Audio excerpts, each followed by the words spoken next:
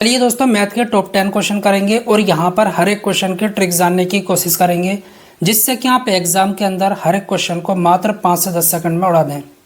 हर एक क्वेश्चन हर एक एग्जाम के लिए बहुत ज़्यादा महत्वपूर्ण रहने वाला है, तो वीडियो के एंड तक बने रहिएगा और क्वेश्चन का मज़ा लीजिएगा। पहला क्वेश्चन क्या कहता है, 16 आदमी किसी काम को 35 दिनों में करते हैं, तो कितने दिनों में 25 आदमी उसी काम को पूरा करेंगे। अगर आपको क्वेश्चन के अंदर आदमियों की संख्या और दिनों की संख्या दे रखी हो, तो इसके लिए एक फॉर्मूला होता है M1 D1 is equal to M2 D2। M से मतलब है नंबर ऑफ पीपल्स, लोगों की संख्या। D से मतलब है नंबर ऑफ डेज, दिनों की संख्या। 16 आदमी किसी काम को 35 दिनों में करते हैं, ओके, तो 25 आदमी उस काम को कितने दिनों में पूरा करेंगे। 5 पंजे 25, 5 सत्ते 35, 16 सत्ते 112, डिवाइड में क्या 5 इज इक्वल टू D2। 5 दूनी 10, 5 दूनी 10, 5 चौक 20। 25 आदमी उस काम को इतने दिनों में पूरा करेंगे। ऑप्शन डी आपका बिल्कुल करेक्ट है। अब देखिए, आपको यहाँ पर एक कंटिन्यूड फ्रैक्शन दे रखी है। इसकी वीडियो ऑलरेडी मैंने पहले ही बना रखी है। हार्ड से हार्ड क्वेश्चन वहाँ पर बतला रखा किस तरीके से होगा, लेकिन मैं आपको यहाँ पर भी बतलाऊंगा किस तरीके से करेंगे। देखिए, यहाँ पर आपको दे रखा है 2 प्लस 1 बटा 1 प्लस 2 बटा 1 सही 1 बटा 4 और प्लस में यहाँ पर 1।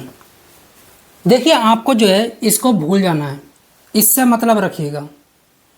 पहले इसको सॉल्व करेंगे, जो भी आएगा 1 ऐड कर देंगे। अब कैसे करेंगे, 1 सही 1 बटा 4 को हम किस तरीके से लिखते हैं, 4 एकन 4, 4 और 1 5 बटा 4। 2 के नीचे 5 बटा 4 है, तो 4 तो ऊपर जाएगा, 2 से गुणा करेगा, तो इसको हम इस तरीके से लिखेंगे 2 प्लस 1 बटा 1 प्लस 4 दूनी 8 बटा 5। ओके, 5 बटा 4 था ना यहाँ पर। अब इसको कैसे सॉल्व करेंगे, जो आपकी लास्ट में भिन्न होती है, ओके, फ्रैक्शन, उसका न्यूमिनेटर पहले, अंश पहले और हर बाद में, ये हमने लिख लिया। यहाँ पर क्या +1, तो +1। ओके, कितने साइन है 2, तो 2 खाली स्थान लगाएंगे, 1 और 2। तो हमने +1 तो यहाँ पर लिख दिया, +2 यहाँ पर लिखेंगे। इससे क्या मतलब है अभी समझ आ जाएगा। 5 एकन 5, 5 में 8 जोड़ दो, कितना आएगा 13। प्लस क्यों किया है, प्लस है ना। 13 दूनी 26, 26 में 5 जोड़ दो 31। यहाँ पर आपको प्लस के साथ में या फिर माइनस के साथ में शुरू में कुछ दे रखा है, तो फ्रैक्शन हमेशा इधर से बनेगी एंड से, 31/13।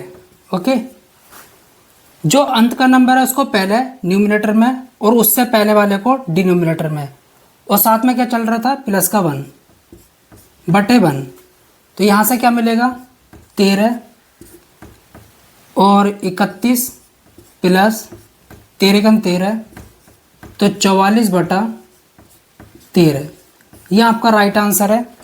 ऑप्शन यहाँ पर आपका बी बिल्कुल करेक्ट जाता है। तो ये तरीका है इसका करने का। अब देखिए, इस क्वेश्चन को करेंगे। यहाँ पर आपको स्क्वायर रूट निकालना है। कितना भी बड़ा नंबर दे दे आप सेकंड्स में निकाल सकते हैं।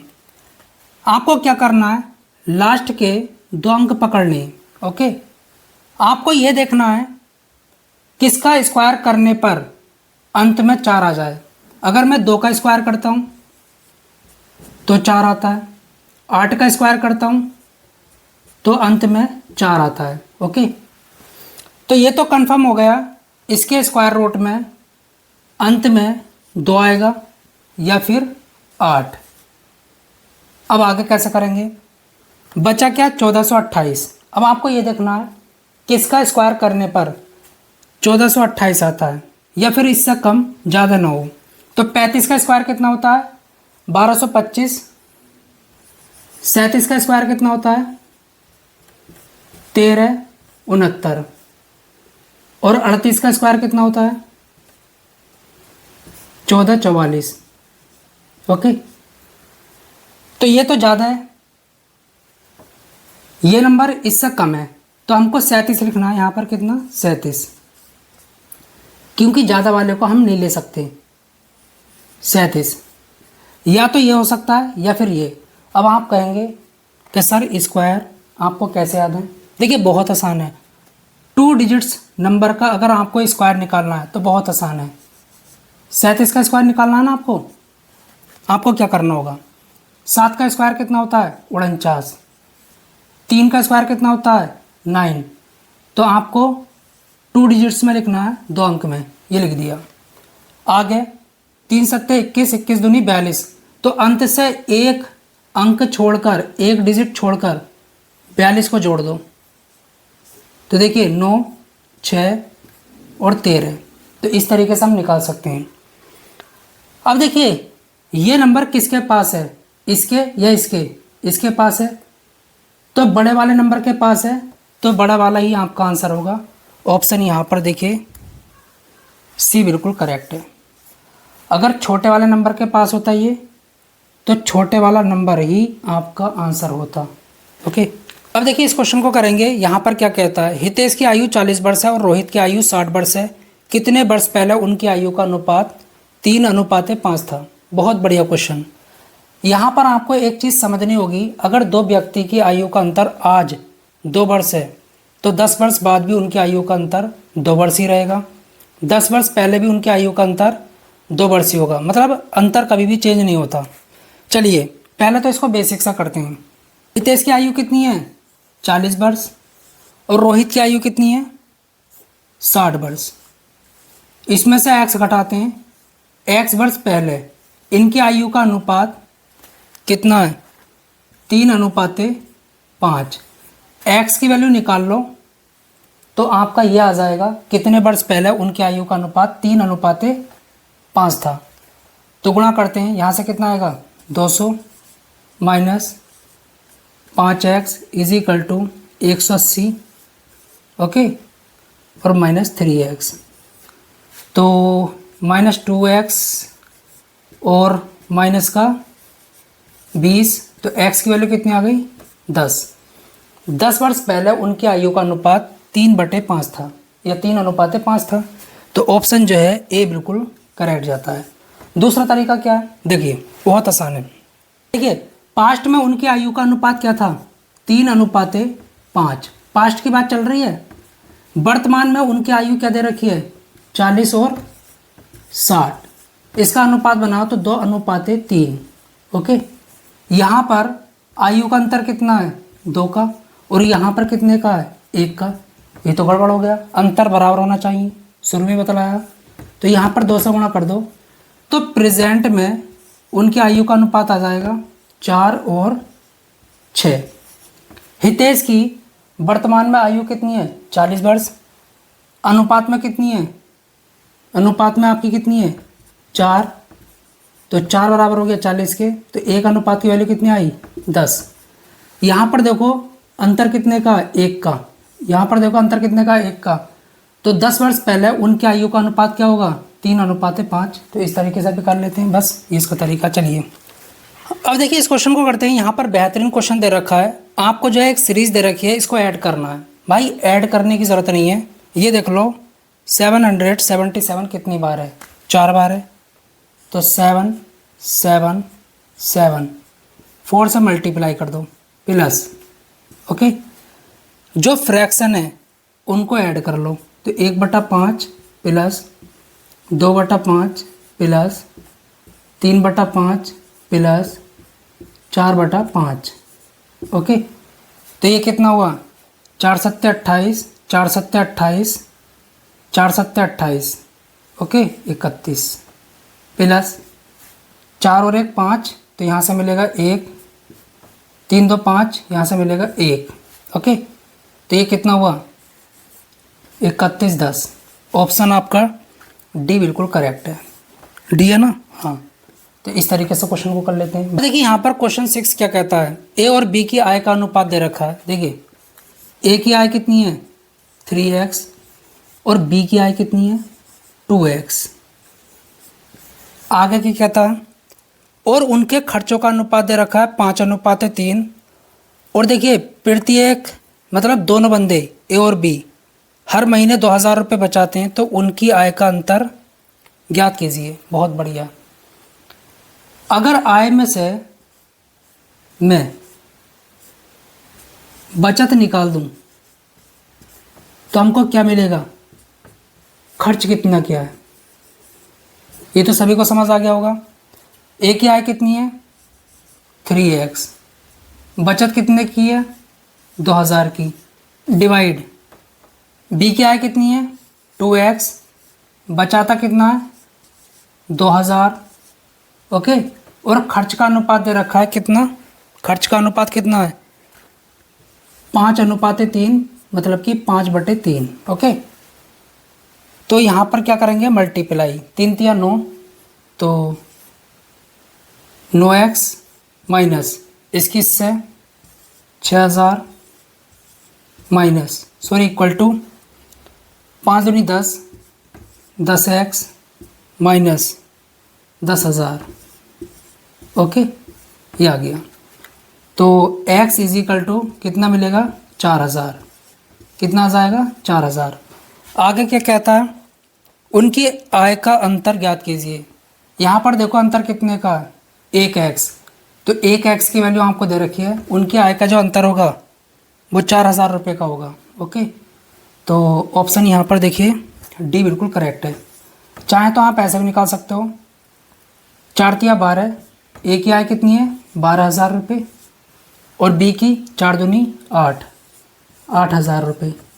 तो यहाँ पर जो है माइनस कर लो, 4000 रुपये का अंतर है। ओके, चलिए अब देखिए इस क्वेश्चन को करेंगे बेहतरीन क्वेश्चन। यहाँ पर आपको क्या दे रखा है, साइन 60 कोस 60। ओके, साइन 60 का जो मान होता है वो √3/2 होता है। ओके, गुणा कोस 60 का 1/2।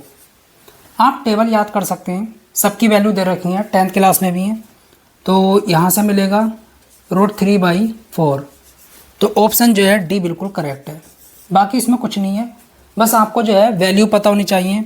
साइन 0, कोस 0, टेन 0 सबके 10th क्लास में दे रखी है, वहाँ से भी आप याद कर सकते हैं। बाकी गूगल से निकाल कर जो है आप इनको याद कर रहे हैं। अब देखिए इस क्वेश्चन को करेंगे। यहाँ पर आपको क्या निकालना है, HCF। पहला नंबर 1048, इसके प्राइम फैक्टर करिएगा, 2 से कटेगा, 2 पंजे 10। ओके, और 2 दूनी 4, 2 चौक 8, फिर 2 से 2 दूनी 4 और 2 छक्का 12, 2 दूनी 4, फिर 2 से 2 एकम 2, 3 1, 131, 131 से कटेगा। ओके, एक बारी में। आगे 1 4 4 1। ओके, ये किससे कटेगा, ये 11 से कट जाएगा, 11 कन 11 बचा 3, 11 ते 33। ठीक है, 11 कन 11 और ये 131 से। अब आपको क्या निकालना है, HCF। तो देखिए HCF का मतलब वो होता है जो दोनों में कॉमन हो। ठीक है, वो नंबर, तो HCF निकालना है। HCF तो 11 यहाँ पर है नहीं है, 2 यहाँ पर है नहीं है, 2 यहाँ पर है नहीं है, 2 यहाँ पर है नहीं है, 131 दोनों में है, तो 131 HCF होगा। मतलब ये वो बड़े से बड़ा फैक्टर है जो इसको भी काटेगा और इसको भी। तो यहाँ पर जो है ऑप्शन आपका सी बिल्कुल करेक्ट जाता है। अब देखिए इस क्वेश्चन को करेंगे। यहाँ पर आपको दे रखा है √50 plus √128। Okay, is equal to √n, और n का मान निकालना है। कैसे करेंगे, क्या मैं इसको 25 गुणा 2 लिख सकता हूँ, प्लस इसको देखिए 2 से काटूंगा तो ये 64 गुणा 2, okay, is equal to under root n, okay. ये आपको दे रखा है। 25 का स्क्वायर रूट 5 होता है, तो 5 रूट 2 प्लस 64 का 8 होता है, तो 8 root 2 is equal to under root n। अगर पीछे वाली वैल्यू एक जैसी होती हैं तो ये कोफिशेंट 8 और 5 कितना होता है, 13, ये जुड़ जाएगा, ठीक है। Under root 2 is equal to under root n। अब n की वैल्यू निकालने के लिए स्क्वायर करना होगा, स्क्वायरिंग बोथ साइड, तो 13 का स्क्वायर 169, ओके, और अंडर रूट 2 का स्क्वायर 2 आ जाएगा, इज इक्वल टू n। तो 2 में 18 का 8, 1 2 छक्का 12 और 1 13, 1 2 और 1 3, तो n की वैल्यू कितनी आ रही है, 338। ऑप्शन यहाँ पर आपका सी बिल्कुल करेक्ट है। अब देखिए ये भी एक क्वेश्चन है, बेहतरीन क्वेश्चन आपको दे रखा है x बटे 2y, okay, is equal to 6 बटे 7। तो एक काम करते हैं, यहाँ से x बाई की वैल्यू निकाल लेते हैं, तो x बटा बाई इज इक्वल टू 2 इधर जाएगा 12 बटे 7। तो x की वैल्यू कितनी है 12 और बाई की 7। आपसे क्या पूछा है, x माइनस बाई डिवाइड में x प्लस बाई प्लस 14 बटे 19। तो 12 में से 7 गया 5, 12 और 7 कितना होता है 19, प्लस 14 बटे 19, तो ये भी 19 हुआ, तो 19 बटे 19 एक जो है आपका करेक्ट आंसर है, ओके। यहाँ पर जो है आपका बी आंसर बिल्कुल करेक्ट है।